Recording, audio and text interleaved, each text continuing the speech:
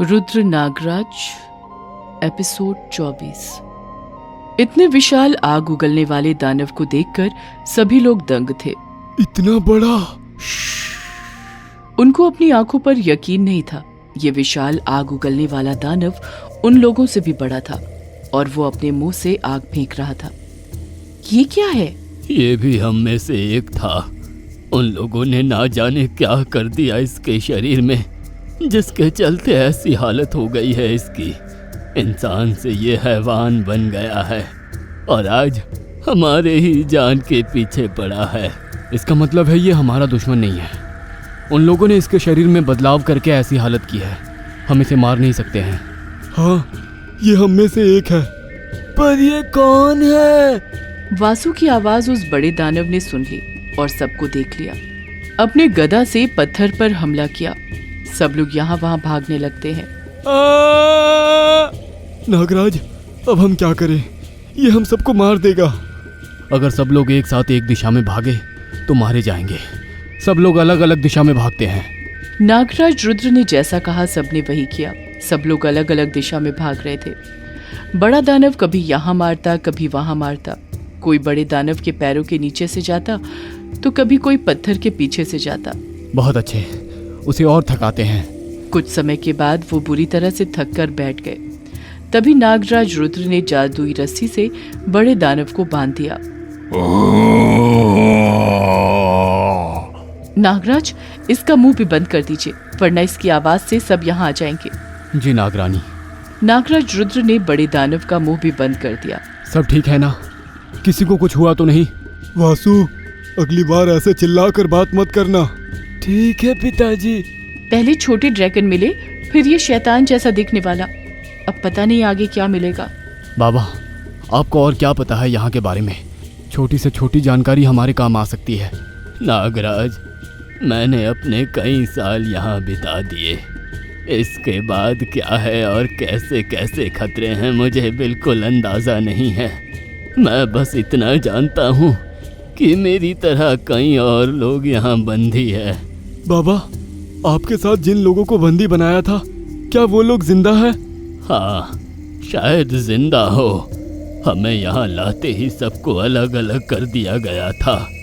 कभी कभी उनकी चिल्लाने की आवाज़ें आती थी, पर कुछ सालों से उनकी आवाज़ें नहीं सुनाई दे रही है। शायद सबको मार दिया हो। अच्छे से बोल नहीं सकता। नहीं, मुझे ऐसा नहीं लगता। सबको मारना होता तो पहले ही मार देते। इतने सालों तक जीवित क्यों रखते? अगर आप लोगों को मार देंगे तो उनकी सेवा कौन करेगा? और अगर सबको मार ही देते तो आपको जीवित नहीं छोड़ते बाबा। हाँ, मुझे महसूस हो रहा है यहाँ और भी लोग हैं। हम सभी को आगे चलना होगा। सब लोग नागराज रुद्र नागरानी मनसा के पीछे पीछे चल पड़े। किसी को कुछ अंदाजा नहीं था कि आगे क्या खतरा होगा। कुछ दूर जाते ही काली गुफा दिखाई देती है। मैं रोशनी करती हूँ। काली गुफा में रोशनी आते ही कई चमगादड़ निकलते हैं। देवा, छाया, वासु सब लोग डर जाते हैं। डरने की कोई बात नहीं है। अंधेरे में चमगादड़ आ ही जाते हैं। सब लोग धीरे धीरे काली गुफा में जाते हैं। और कितनी लंबी है ये काली गुफा? नागराज, वहाँ से आग निकल रही है। हाँ, वहाँ से लोगों की चीखने चिल्लाने की आवाज भी आ रही है। हमें जल्दी चलना होगा, उनकी जान को खतरा है। सब लोग रोशनी की ओर जाते हैं। वहाँ दिखाई देता है एक विशाल ड्रैगन आग उगल रहा है। ड्रैगन्स! यहाँ भी ड्रैगन्स! ये कितने बड़े और विशाल है। नागरानी, वो ड्रैगन उस पत्थर पर आग क्यों निकाल रहा है? पत्थर के पीछे कोई है? रुकिए, मैं देखती हूँ। नागरानी अपनी दिव्य दृष्टि से पत्थर के आर पार देखती है।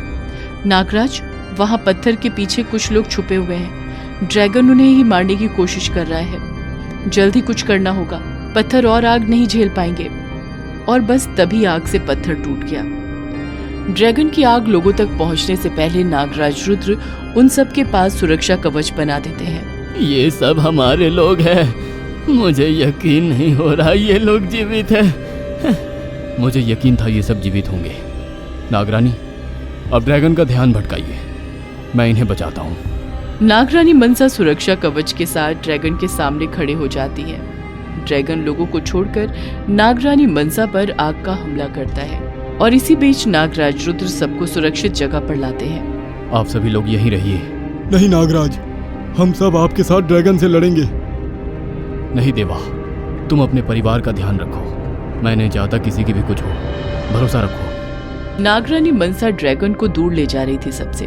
तभी ड्रैगन नागरानी मनसा को गिरा देते हैं। गिरते ही नागरानी मनसा का सुरक्षा कवच भी हट जाता है। ड्रैगन नागरानी मनसा पर आग उगलने ही वाला होता है, तभी पीछे से नागराज आ जाते हैं, सुरक्षा कवच वापस बना देते हैं और नागरानी को उठाते हैं। आप ठीक हो नागरानी?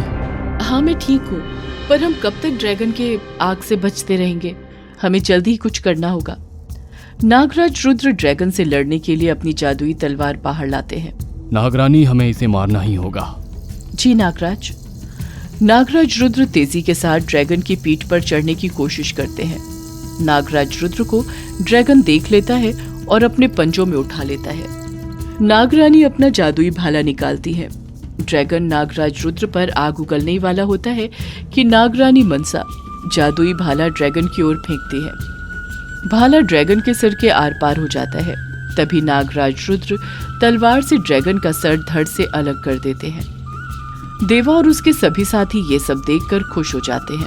अब आगे का सफर बस हम दोनों तय करेंगे। आप लोगों को सुरक्षित यहाँ से बाहर निकलना है। नागराज, हम आपकी मदद करना चाहते हैं।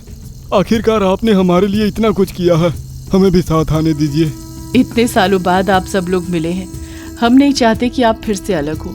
ये लो देवा, मेरी जादुई तलवार। इस तलवार से तुम हर खतरे से निपट सकते हो। अब से तुम्हारे परिवार को सुरक्षित यहाँ से बाहर निकालने की जिम्मेदारी तुम्हारी है।